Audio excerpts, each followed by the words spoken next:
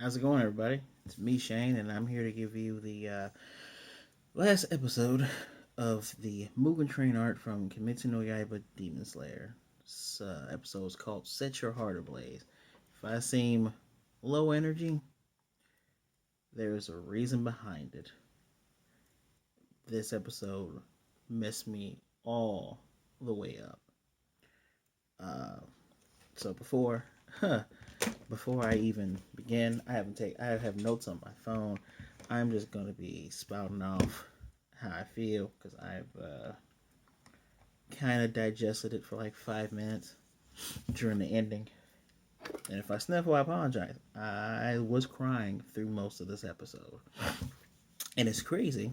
Well, before I get to the crazy part, please do a non-crazy thing and give me a like, a comment, and a subscribe. I deeply appreciate it, and it definitely helps out the channel.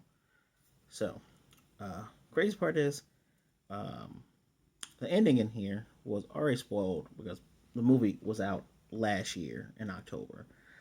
So, I had been avoiding spoilers about it, but now if you're part of anime groups on Facebook or if you just pass by things on your Twitter, depending on what Twitter versus you are in, I'm obviously in anime Twitter versus entertainment Twitter versus, and some people make jokes, um, if it's certain characters throughout anime history have died a certain way. And I know for a fact that I may have a friend who was watching One Piece and there's a character that dies, and I won't compare this to that. But you know what? How about this? Spoiler. I'm gonna hold my hand up like this and say spoiler. When my hand goes down, when my hand goes down, then you can unmute. Mute right now. Um, the way Ace died in One Piece, man, that didn't get me the way this did. So, obviously, I say spoilers in my title. Spoiler through this whole thing. Remember last time Rengoku was taking on one of the upper demons, the number 3 rank Akaza, and Akaza really wants this guy to just be a demon because of how strong he is. Which I didn't get.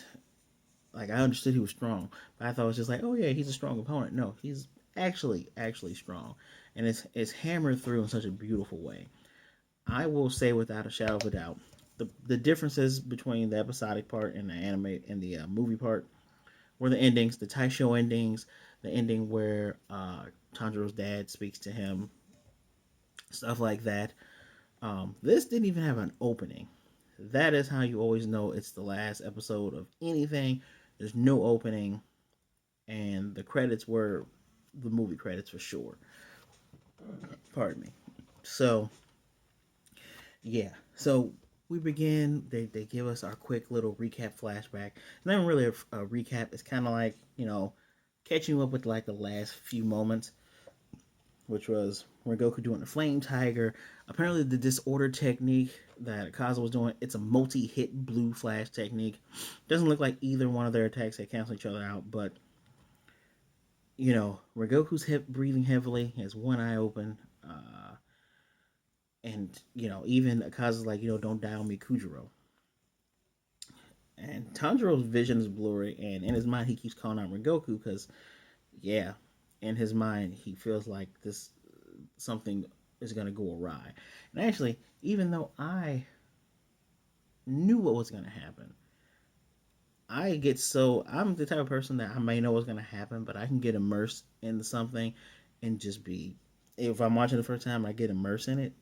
Wow, I'm in it, and I was in it for this one. Um, Akasa's already told him, even if you fight me to the death, you won't, you're gonna die, dude. My slashes and everything that you did, they were really good. They're already healed. You got a smashed left eye, shattered ribs, damaged internal organs. Your demon, all that will be gone in the blink of an eye. And he says, they will be considered like mere scratches to a demon. Try as you want, humans can't beat a demon or can't be a demon. And Tanjiro wants to help him, but there's no strength in his legs or his arms. partially due to the wound, but mostly because the Hinokagura technique does that to him. It makes him unable to move. That's what had him frozen at the end of the lower three spider guy fight. Rengoku takes a deep breath, and suddenly his aura is burning bright. I love the effect and animation on it. I don't know how they got the real flame flicker, but it's amazing. And he says out loud, I will fulfill my duty, and I will not allow anyone to die here." Akaza is amazed, as damaged as his body is, uh, as damaged as his body is, he's letting off this type of aura. He says he's going to damage his body, all of his body, as much as he can in an instant. That's what Rengoku's going to do to him. So he does a thing called flame breathing esoteric art. I have no clue what that even means. That could be like secret technique or Ogi technique or forbidden technique. Who knows? But flames spout out around him. He has such a tremendous fighting aura despite everything. His new stance that he's taking is airtight. It reminds me a lot of Kenshin Himura's final technique, and we can see, he's he's saying he's gonna go beyond his limits. We can see. Sorry, this is my left side. You see his heart is like ablaze, and flames move through him up through his hand that's clutching his blade, and this kind of reminds me of the 8 gates that Gaara and Guy does in Naruto. And he does a ninth form technique, and it's called Rengoku. I gotta fan out for a minute.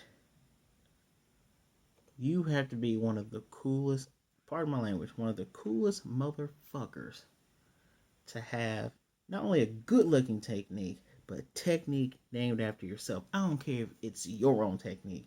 The fact that your move is named after you. His name is Rengoku. That's a pretty damn cool name anyway.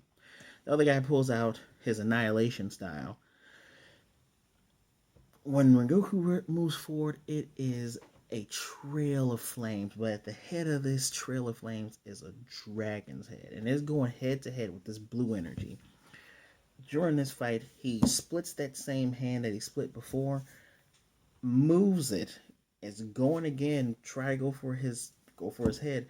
The other hand grabs it, and he ends up stabbing Akaza, moving once more and going again for his neck. Now, once the dust settles, where am I at here? Once the dust settles, we can see that even though dude is deeply gashed, his whole entire arm is through Rengoku's chest. And actually, before they even got to this clash, he said with how strong Rengoku was, he was going to make him a demon, regardless of what he wanted, because he wanted to fight with him forever. And at this point, Akaza saying, "Let me turn you to a demon. You're one of the strong ones. If you don't, you're gonna die. Like, my hand is all the way through you." And Tanjiro is in tears once he sees this, and Rengoku gets a flashback, and he's thinking back to his mother. I love the fact that when done in an episodic way, where you just only see bits and pieces of his mother, now that we get to see her full face, except for the endings, we do see her full face in the endings, but a lot of people don't watch, ending songs, but you do see her there. But we get a really good look at her, and she has these really strong red eyes, like the presence about her. He is really kind of a mix of his mother and his father, especially before his father got depressed at his mother's death. Like, his stern side is definitely her. And she asked him a question. He's really astute. He's like, "Yes, ma'am," "Yes, mom," all that. And she asked, "Why do you think you were born stronger than others?" So this confirms he is actually physically stronger than people. And he's saying he doesn't know. He's a kid. He doesn't really know why. His little brother is sleeping at her feet. We can also see, like, I believe to be an old school medicine packet that's by her bed. And she says, "So you can save weaker people." At this point, I'm in tears. Like, I'm in tears. I'm like, I know what's happening. I'm starting to cry.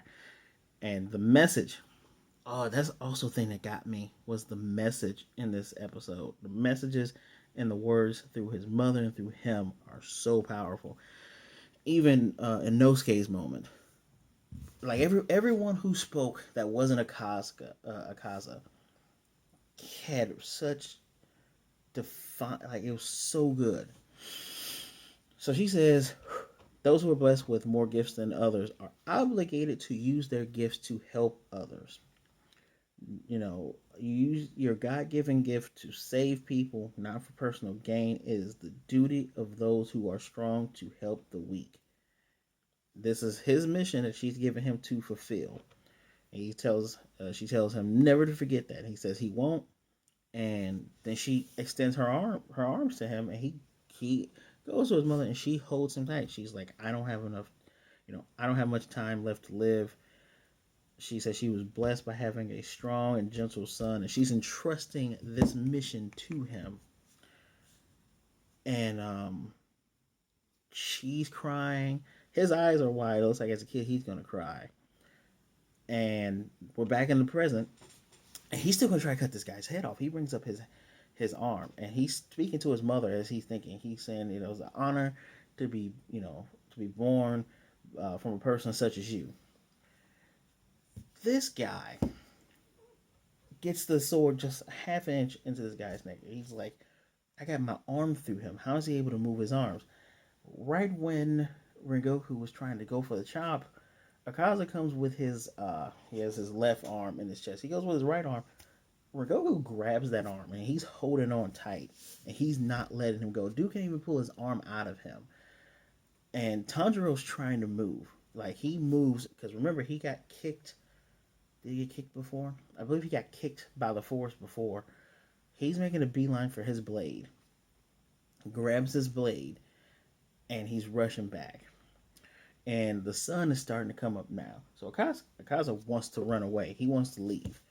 But Rengoku's not letting him go. He says, I'm not letting you go until I cut your head off.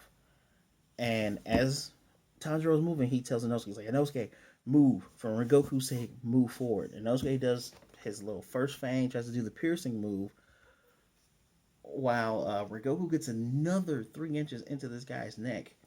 This dude pulls both of his arms off of it. Like when I mean pulls, he pulls his arms off. You see him ripping and tearing, as well as breaking Rengoku's blade. So he has a blade stuck in his neck, and he has stumps for arms. Tanjiro's move missed. Not Tanjiro, sorry. Inosuke's move missed. Tanjiro is running, and the guy's like, I gotta get into the forest, and I gotta get away from the sunlight. He gets in. Tanjiro on some Kyojuro from again Rurouni Kenshin shit, flips the blade, and when he throws it, you see that same flash from the Hino Kagura. Throws it, and it stabs this dude right in the chest. And the guy's turning around. He's like, "What is?" He's like, "What is this brat doing?" And Tanjiro, man, this is when I lost it at this part. He's like, "You're a coward." He's like, "Stop running away and come and fight us." He's like, "I'm not running from you guys. I'm running from the sun. The battle's already been decided." He runs, and Tanjiro goes off. He says, "We always fight you all at night when you're at your strongest. We cannot heal. We cannot regrow limbs. But yet, we sit up here and fight you on your home turf, and you can't even come around and have a fair fight with us. You're all cowards." He says, Rengoku did not lose. He is stronger than you. He let anyone die.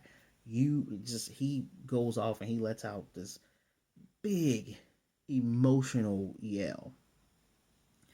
And he's yelling with all his heart. He's crying. You can see throughout all this, Inosuke's like he's trembling, right?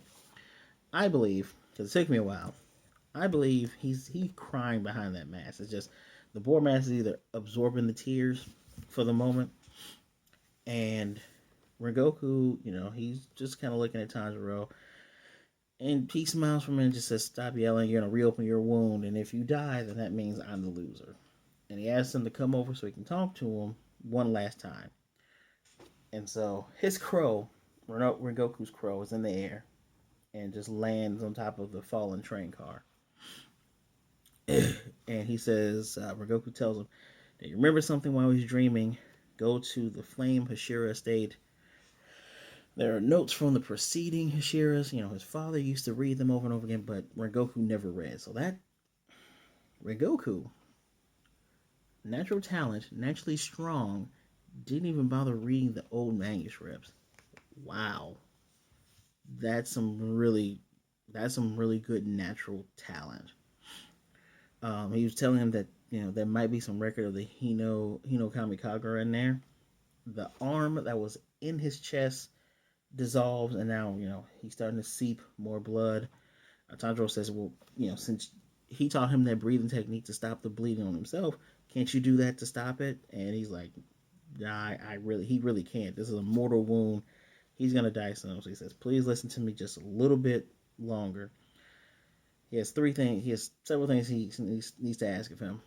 One, tell his brother Shinjiro to follow his heart and walk the path that he feels is right. To tell his father to take care of himself. That's what Rengoku wants him to take care of himself. And he tells Tanjiro that he believes in his sister and accepts her as a member of the Demon Slayer Corps. He saw her bleeding for the sake of people inside the train, defending them, make sure they didn't get hurt. He says anyone that risks their lives to fight demons is automatically part of the Demon Slayer Corps, and period, without question.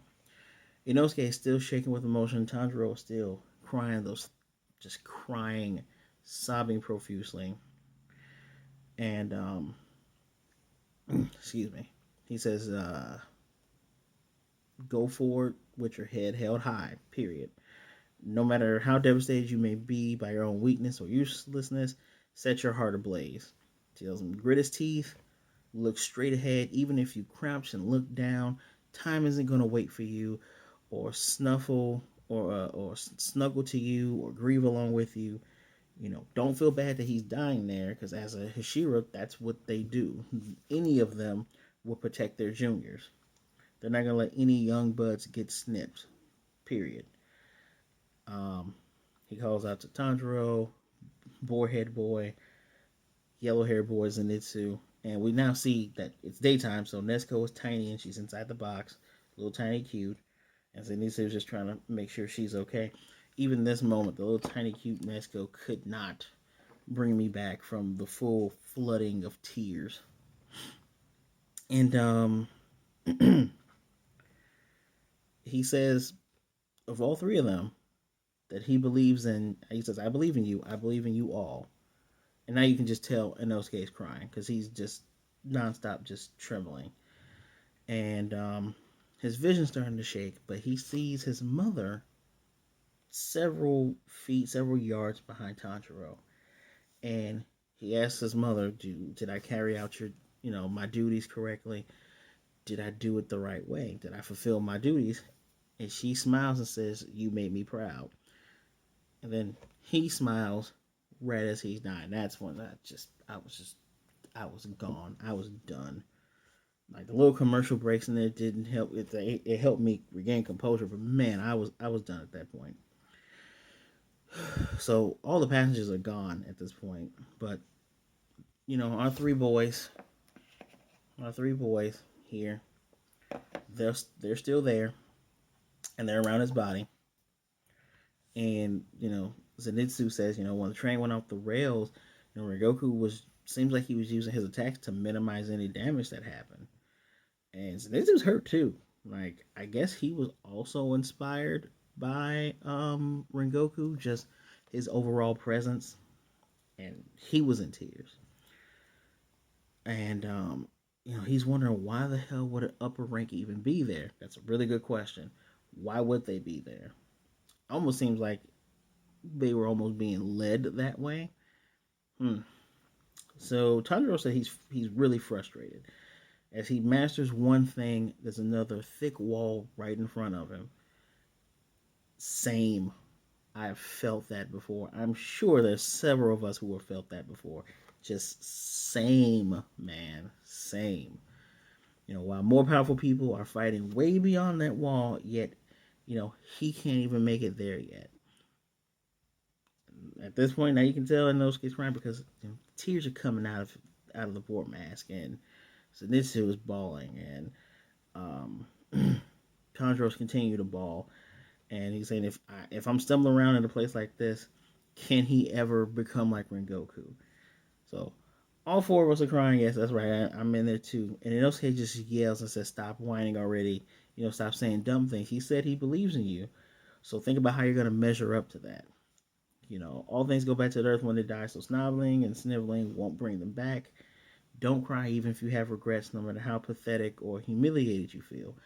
This is probably doing that last line was probably meant for himself because he probably feels he watching Rengoku fight with Akaza, he said, "I can't get involved in this because I would just be in his way." It's not even that he would even, be easily killed by the demon. It's the fact that they're fighting at such a high level. Anything he did would just get in the way, even if he tried to run away.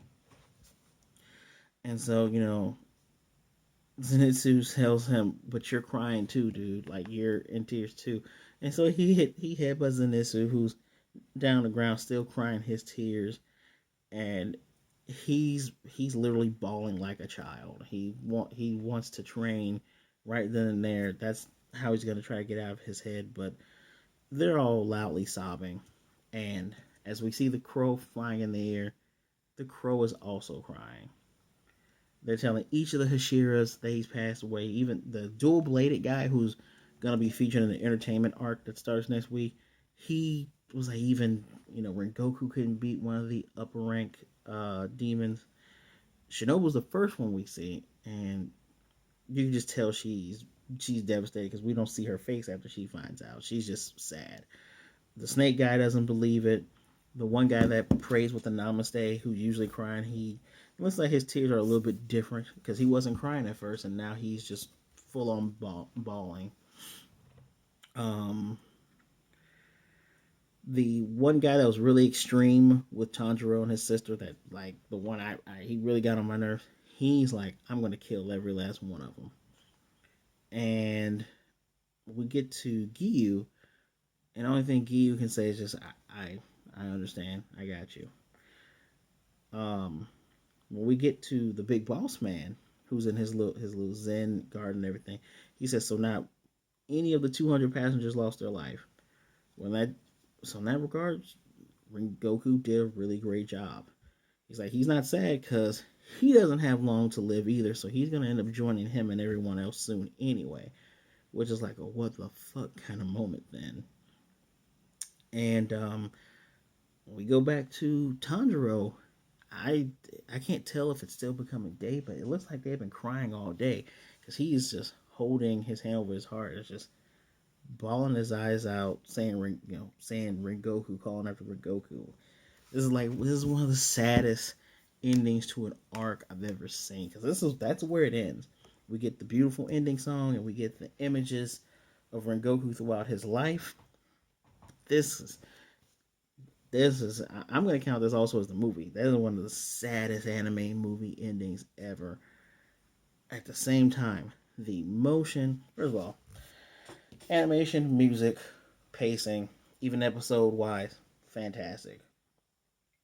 Um, pardon me, pardon me. All that's fantastic. The action scenes, mwah, cannot get any better than that.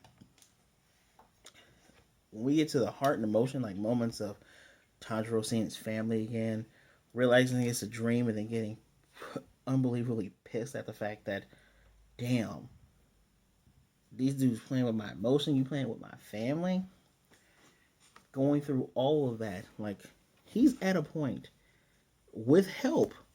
He can take out lower level demons that of Mitsuzen. He can take out those lower level with help. Which who cares? I don't care about characters soloing anybody. I like it when characters work together. Um, the fact that this is probably one of the best animated movies, even with that sad ending, That says a lot. Like, it leaves you going, where do you go from here? This is like almost an animated version of Empire Strikes Back. Even though at the end of Empire, they got Luke, and but they lost Han. Luke lost a hand. What the hell are we gonna do now? This is kind of like a what the hell is we gonna do now kind of thing. He has to get a new blade. He needs to learn his techniques, and he needs to get stronger. And it's just, man, I have not left finishing an arc or finishing a animated movie that's made me feel that sad before. That is top 10 saddest anime. That's probably sitting at number one. I went into this expecting that, and I'm so upset that I like a character that I can actually identify with when it comes to goals and duties and things like that, and honor and protecting people. Such a likable character, and it's always think about it in real life. It's always the likable people that for some reason leave us too soon. The ones who fulfill their duties to the best of their abilities and beyond. The ones that no one has a bad thing to say about, and they're always gone too soon.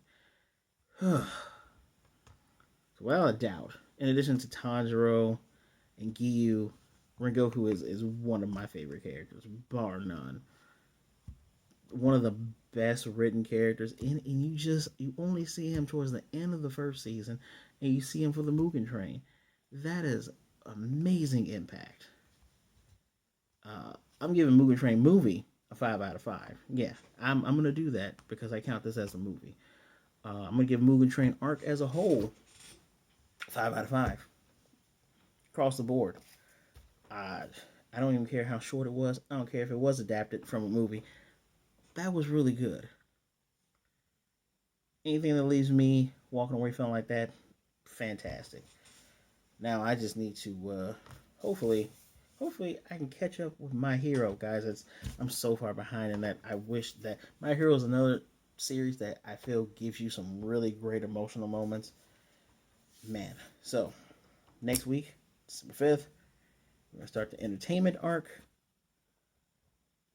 Hopefully, we get 2 episodes of the boys trying to train and get better at this thing, because we've gotten a taste, and we have one bad guy that's on the run. So, who's going to get that revenge kill? Is it going to be Mr. Dual Blades? Is it going to be Tanjiro? Is it going to be Inosuke? My vote's for either Dual Blades or Tanjiro. And when will they get it? Because I don't even know if Mitsuzen has even replenished the lower ranks since he killed all those guys.